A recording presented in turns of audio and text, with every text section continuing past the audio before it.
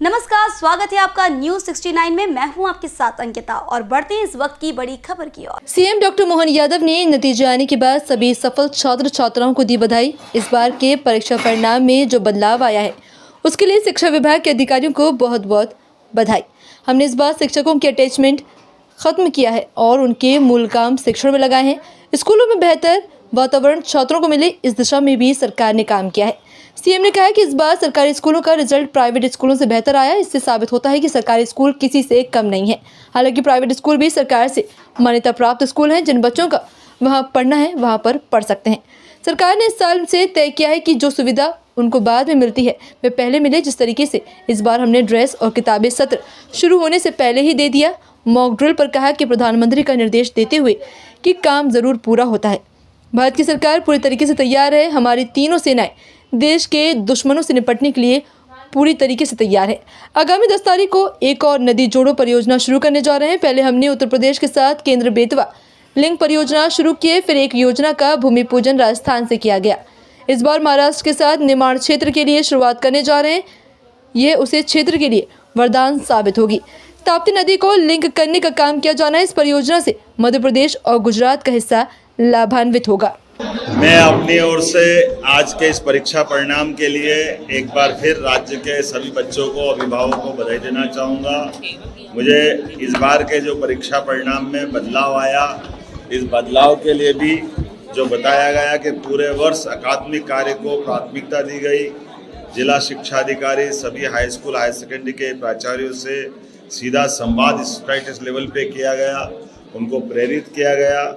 खास करके remedial teaching, pre board परीक्षकों को रिजल्ट का विश्लेषण करते हुए अपनी विशेष कक्षाएं आयोजित करने का निर्देश भी दिया गया। एग्ज़ाम दिवसों में भी पढ़ाई कराई गई। खास करके हमारे लिए पढ़ाई के दिनों के लिए दिन का दायरा बढ़ा करके कठिन से कठिन समय में भी शिक्षण पे ध्यान देने के लिए शिक्षण का समय, उनके अवधि को भी बढ़ाने का प्रयास किया।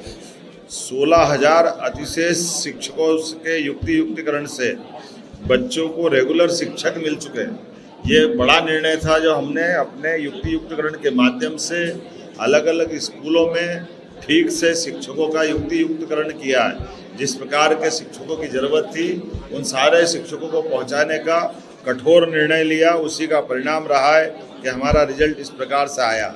और ख़ास करके गैर शिक्षकी कार्यों में लगे हुए शिक्षकों को वहाँ से हटा करके हमने शिक्षकों को मूल काम से लगाया। मैं मान के चलता हूँ ये हमारी प्रतिबद्धता है।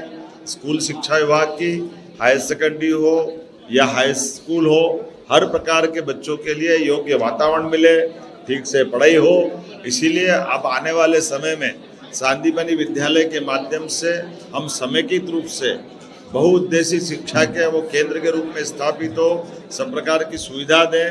हाई स्कूल और हायर सेकेंडरी के बच्चों के लिए पहली बार सांदीपनि विद्यालय के माध्यम से बस की सुविधा और अलग अलग प्रकार की उनकी व्यक्तिगत प्रतिभा को निखारने के लिए कई प्रकार के कोर्स का प्रारंभ कर रहे हैं। आइए हम सब यशस्वी प्रधानमंत्री के नेतृत्व में उत्कृष्टता हासिल करें, बच्चों में श्रेष्ठता दें और शिक्षा के माध्यम से समाज में वो अपना योगदान महत्वपूर्ण अदा कर सके। इस प्रकार से योग्य नागरिक बनाए।